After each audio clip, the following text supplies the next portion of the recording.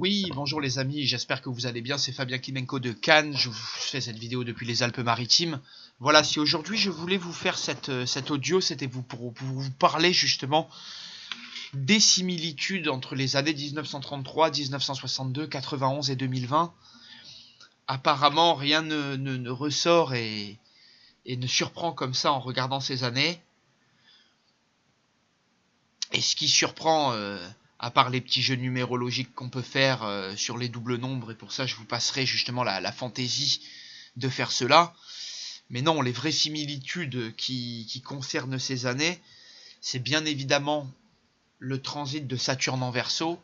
Sur ces quatre années, on avait la planète Saturne qui se situait dans le Verseau. Et à chaque fois, c'est un passage, comme vous voyez, chaque période est espacée d'environ 29 ans, 30 ans. Et le cycle de Saturne correspond à ça. Je vous rappelle que Saturne fait sa révolution zodiacale entre 29 et 30 ans. Voilà. Donc un cycle saturnien, c'est environ un cycle de 30 ans.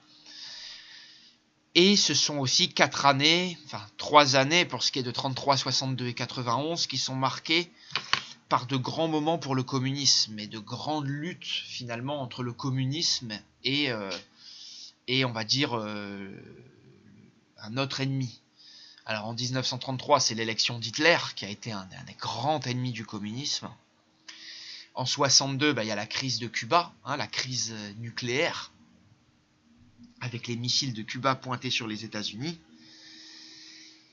Donc c'est vrai que c'est notable, vraiment le communisme était encore au premier plan sur cette période. Et en 91, on a eu la chute du communisme. Dans les années 90, c'est la chute du mur de Berlin, c'est la fin des régimes communistes. Et donc c'est ce qu'on a appelé l'effondrement du communisme. Alors en 2020, il pourrait y avoir un regain du Grand Est, avec une grande formation entre la Russie, la Chine, la Corée du Nord et des nations encore comme l'Iran. Du moins, un Grand Est est en train de se former, on le voit. Et ceci pourrait signer un regain, on va dire, de difficulté entre le communisme et le monde libre. Et le communisme ici, il est représenté beaucoup par la Corée du Nord et la Chine. Rappelons-nous qu'en 62, on a eu la crise des missiles à Cuba. On pourrait avoir la crise des missiles de Kim Jong-un ou de missiles iraniens sur 2020. Mais c'est vrai qu'il faut s'attendre à des mouvements de Kim Jong-un, comme je l'avais laissé entendre. Voilà. Donc écoutez, j'espère que vous aurez appris quelque chose avec cet audio, que vous aurez appris que à chacune de ces périodes, Saturne transitait le signe du Verseau. Je vais en faire très prochainement une vidéo. Saturne en Verseau, il va être dans ce signe de 2020 à 23.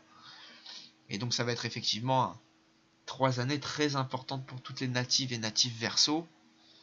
Et également tous ceux qui ont des signes fixes dans leur thème de naissance. Je pense au Scorpion, au Lion et également au Taureau. Voilà. On en reparle très bientôt.